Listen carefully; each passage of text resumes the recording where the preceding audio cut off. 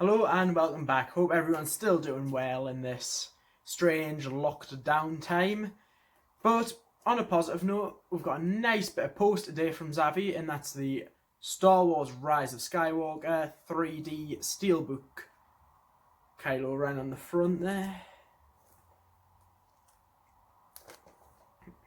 Lucasfilm and director J.J. Abrams joined forces once again to take viewers on an epic journey to a galaxy far, far away with Star Wars The Rise of Skywalker, the riveting conclusion of the seminal Star Wars saga, where new legends will be born and the final battle for freedom is yet to come.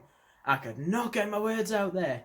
So we've got 3 discs. The first disc's the 3D film, the second disc's the regular Blu-ray, and the third disc is bonus features, which is the Skywalker Legacy, Persona Pursuit Creating the Speeder Chase, Aliens in the Desert, D.O. Key to the Past, Warwick and Son, and the cast of creatures.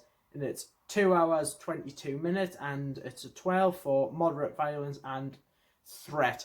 I quite like this. It got a lot of guff off people, but you just can't please Star Wars fans. It's like, you can't be a Star Wars fan if you don't hate Star Wars. That's the vibe I'm getting now. But I liked it. It's a space film. It's fun. So let's have a look inside.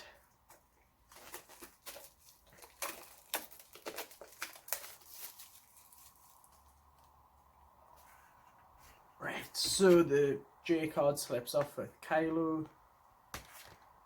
And then nice bit of debossing over title and very shiny. On the back we've got Rey. It's funny this one actually because they've used the exact same art as they have for the regular slips. Like they always do the Resistance and First Order slip. So we've got that's the artwork that'll be on the regular Blu-ray for the First Order and Resistance. So it's weird that they used it as the Steelbook. Let's have a look at the main picture inside as well. So the crew in the Falcon, pretty cool. Then we've got 3 discs. So Rey on the Blu-ray feature disc, JJ and Chewie on the bonus disc, and Kylo on the 3D disc. Now, correct us if I'm wrong, but Disney don't release 3D Blu-rays in America. They just do the 4K and the Blu-ray combo packs. Correct us if I'm wrong there. But, yep, I got the 3D for the Steelbook because I've actually got the 4K disc on the way as well. Because this will be getting framed soon, the Steelbook, and the regular 4K will be just going in the collection. So let's have a watch of this. All the special features. Probably just be the 2D version I watch for now. And yeah, I'll see you after we've watched it. Right, about to watch Rise of Skywalker now. So, we've got a couple of Star Wars themed drinks and snacks for the film. We've got Stormtrooper Pale Ale, which I got for Christmas as a gift set, but I've been waiting to watch Rise of Skywalker at home to have it. And I've also got a Stormtrooper Easter egg, which I got for Easter last weekend, and I was also saving it for this. So, let's get into Star Wars now.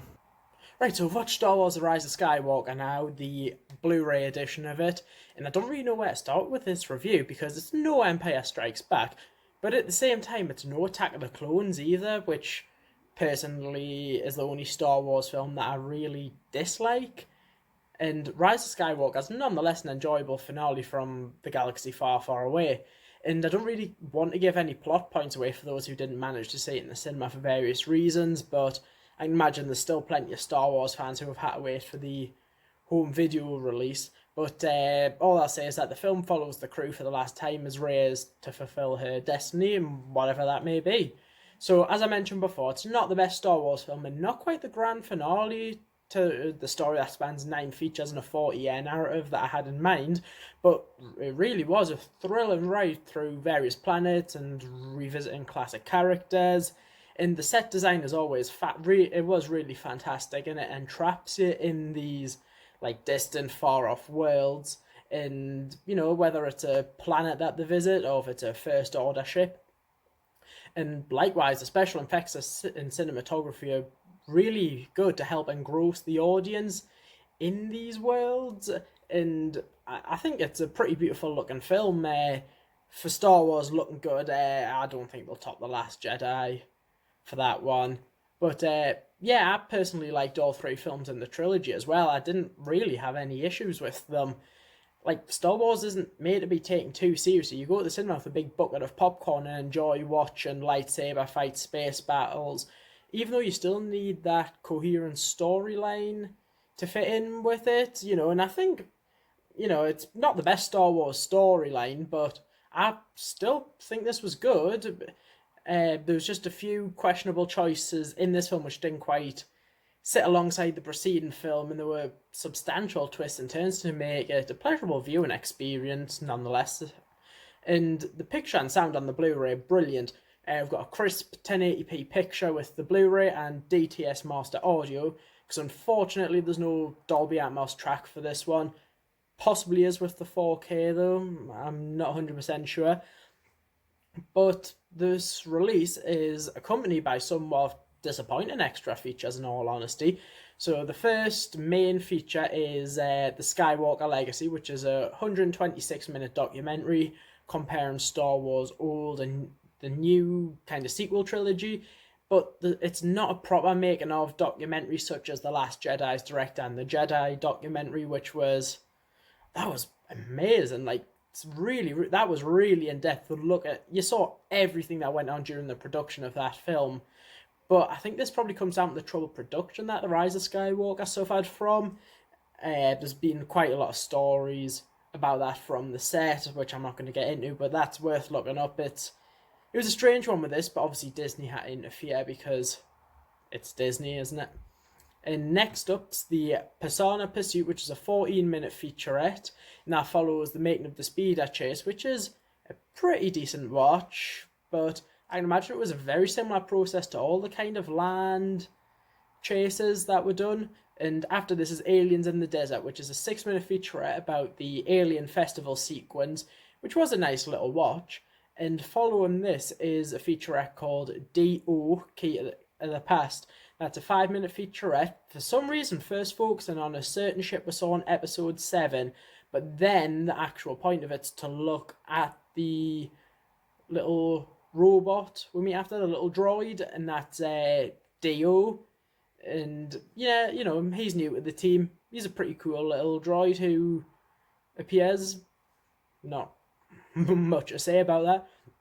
And then after this, we've got Warwick and Son, which is another little 5-minute featurette, and this time looking at Warwick Davis's role of Wicket and his involvement within, many of the Star Wars films in the universe, and his son, who's also got a little cameo in The Rise of Skywalker.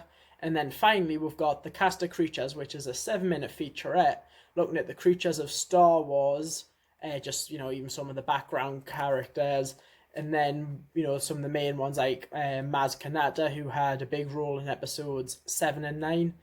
And then the extras of this, though, feel rather bog standard.